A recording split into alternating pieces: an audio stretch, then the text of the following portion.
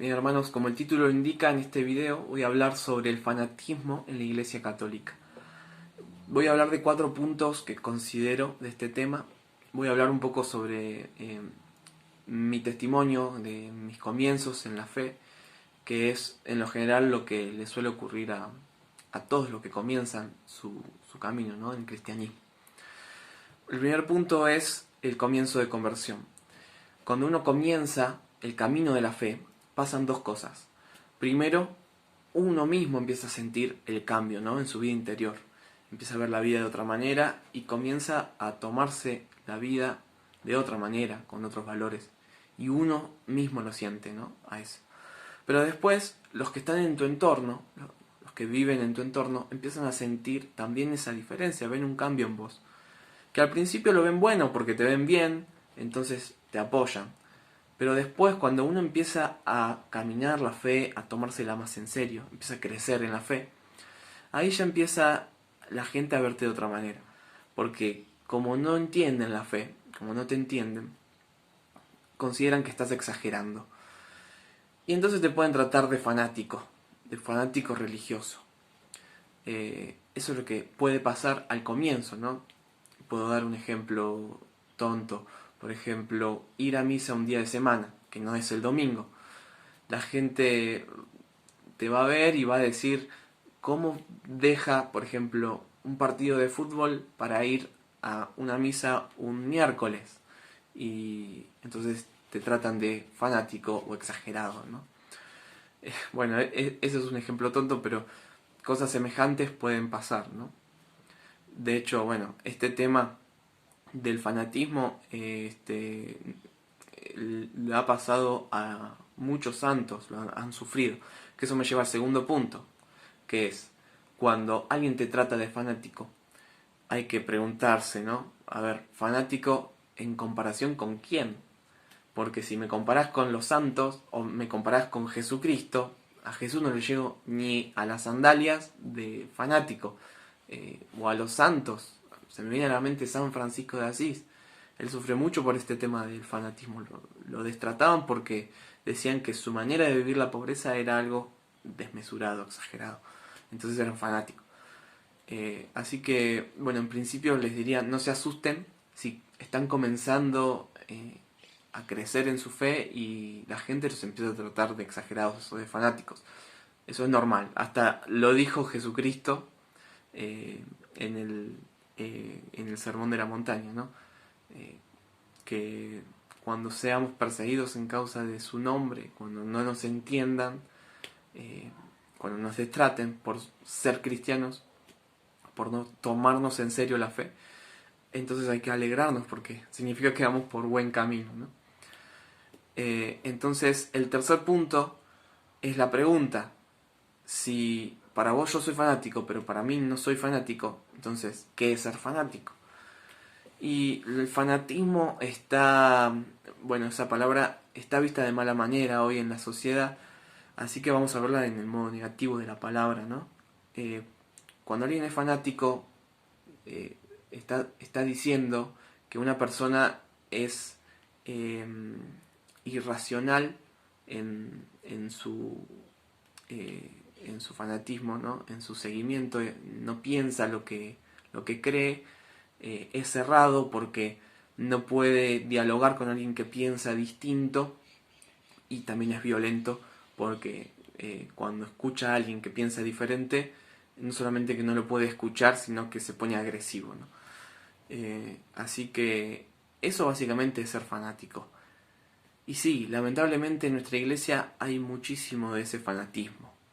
Eh, y mucho fariseísmo también, ¿no? Por lo general, fanáticos de los dos, ¿no? Tenés de los que son muy la ley por la ley y los que son muy liberales. Ambos son fanáticos en realidad, uno por un lado, otro por el otro. Pero lo que hay que hacer es escuchar a la iglesia, lo que la iglesia enseña, lo que la iglesia dice, lo que la iglesia tiene en su magisterio, en la Biblia, en la tradición. Entonces, de ahí viene nuestra fe. No viene de sacerdotes particulares, ni siquiera de obispos particulares, sino de la sana doctrina. que es el magisterio, la tradición y las sagradas escrituras.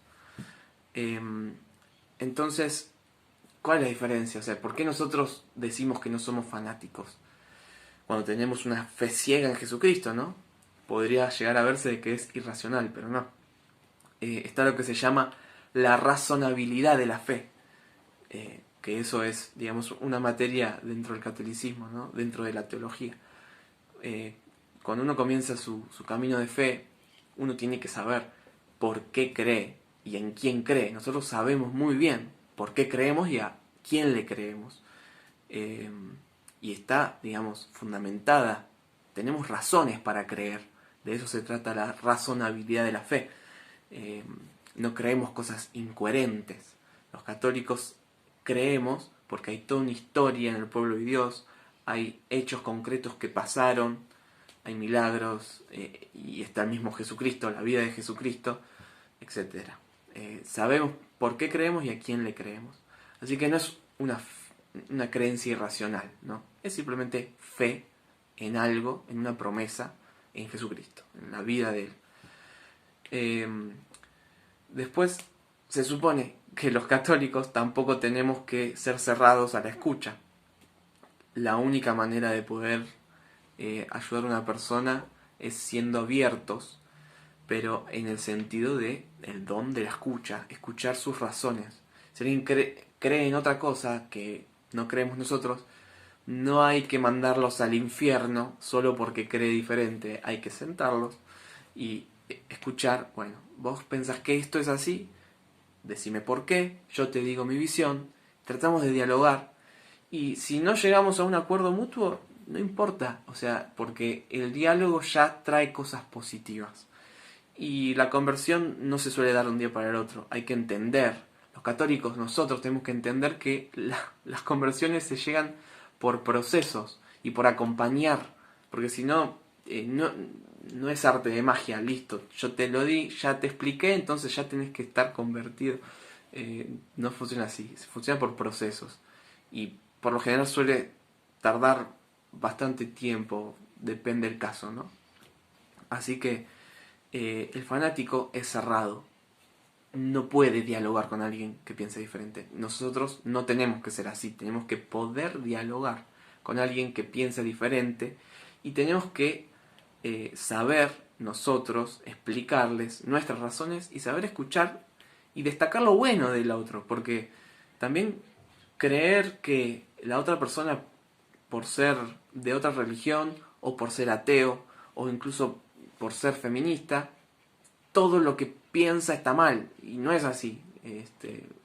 Puede tener cosas buenas, buenos pensamientos, buenas posturas, y bueno, otras que estarán equivocadas, pero no es nuestra tarea mandar al infierno a nadie, simplemente tenemos que escuchar y no juzgar, porque no sabemos lo que hay en el corazón de esa persona, ni en su honestidad. Toda búsqueda de la verdad es honesta, aunque las personas crean que algo es verdadero cuando no lo es. La búsqueda es honesta, entonces eso es lo que vale. Y hay que apelar a eso. Hay que tratar de acompañar en esa búsqueda de la verdad, mostrándole nuestras razones de por qué creemos en lo que creemos, por qué creemos en Jesucristo, y mostrarle los frutos de eso. Y sobre todo no hay que ser violentos, ¿no? Eso creo que está sobreentendido. Cuando encontramos a alguien que vive diferente a nosotros, no hay que odiarlos, hay que amarlos, acompañarlos, amar a nuestro enemigo, nos enseña Jesucristo. Y esa es la única manera que van a empezar a entender la fe, o por lo menos no la van a juzgar, ¿no? Entonces, el cuarto punto. Si no somos fanáticos, entonces ¿qué somos? Los católicos tenemos que ser radicales. La radicalidad, ser radical no es ser fanático. ¿Qué significa ser radical? Ser radical quiere decir tener raíces, estar arraigado con una fe, una creencia en la que nosotros tenemos. Y estamos bien agarrados a eso, entonces somos radicales. Y eso no quiere decir ser fanático, ya explicamos qué es ser fanático. Nosotros los católicos tenemos que ser radicales en nuestra fe, porque si no, no tendría sentido creer. Si una persona cree en algo, pero no lo vive con radicalidad, entonces, ¿para qué lo cree? O sea, no tiene ningún sentido. Sobre todo nosotros, los católicos, los cristianos, que cuesta mucho vivir el Evangelio, porque pide renuncia, sacrificio, amar conlleva sufrimiento, entonces eh, no es algo que sea fácil renunciar a uno mismo. Eh, Así que con más razón, si nosotros no somos radicales, no tiene sentido nada de nuestra fe. Así que hay que ser radicales, no hay que ser fanáticos y sobre todo hay que buscar constantemente eh, por qué nosotros creemos en Jesucristo, por qué creemos en la iglesia y hacernos preguntas, preguntas y eso nos va a encaminar para el bien, ¿no? Siempre y cuando nuestras preguntas sean honestas y no sea con prejuicio. Que Dios les bendiga.